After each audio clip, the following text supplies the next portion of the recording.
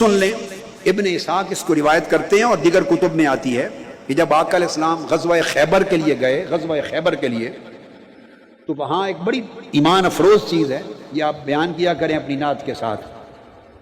وہاں ایک کالے رنگ کا غلام تھا، کسی یہودی کا چرواہا تھا، بکریاں چراتا تھا۔ اس نے دیکھا کافی دنوں سے یہ مجمع ہے، لشکر تھا صحابہ کا، اور کھڑے ہیں، تو کسی سے پوچھا یہ کون ہے جس کے ارد گرد لوگ جمع رہتے ہیں؟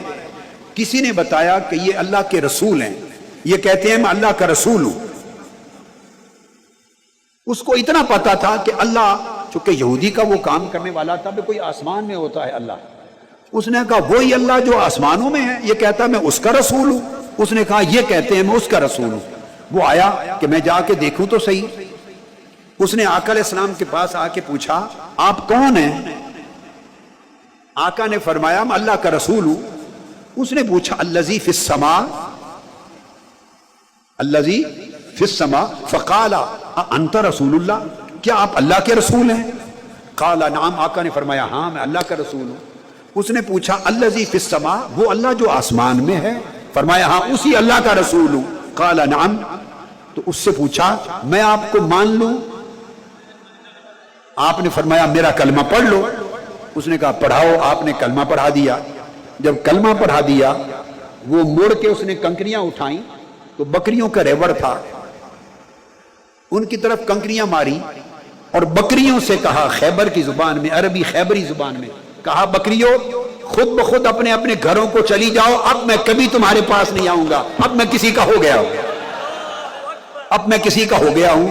بکریاں جس کو کنکریاں لگی، ہر بکری سیدھی اپنے گھر چلی گئی۔ کیا فرق تھا؟ اس ایک منٹ سے پہلے تو کوئی بکری اپنے گھر نہیں جا سکتی تھی تنہا، وہ لاتا تھا، لے جاتا تھا۔ اب اس نے حضور کا کلمہ پڑھا، کنکریاں ماری، آقا نے بھی نہیں ماری، اس کالے غلام نے ماری، بکریاں گھروں کا راستہ جان گئیں، چلی گئیں۔ وہ پلٹ کے آیا، اس نے تلوار لی اور جہاد کیا، اس میں شہید ہو گیا۔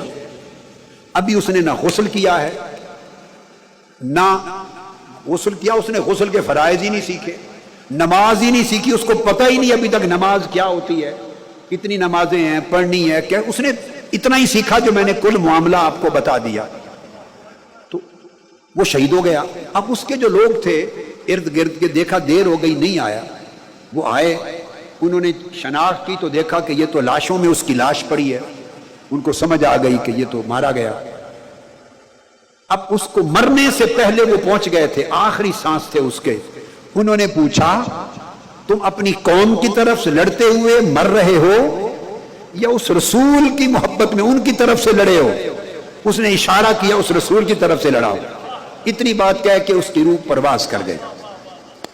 صحابہ کو پتا چل گیا کہ وہ ہماری طرف سے لڑا۔ اس کی لاش اٹھا کے لے آئے آقا علیہ السلام کے پاس، پیچھے رکھ دی اور آ کے کان میں بتایا یا رسول اللہ، اس کالے غلام کی لاش لا کے رکھ دی ہے حضور پیچھے۔ آپ اٹھے، اس کے پاس گئے، لاش کے پاس پہنچے تو تیزی سے پلٹ کے واپس آ گئے، تیزی سے پلٹ کے واپس آ گئے۔ صحابہ کرام نے پوچھا یا رسول اللہ کیا ہوا؟ آپ تشریف لے گئے، پھر کیا کچھ نہیں، پلٹ کے واپس آ گئے۔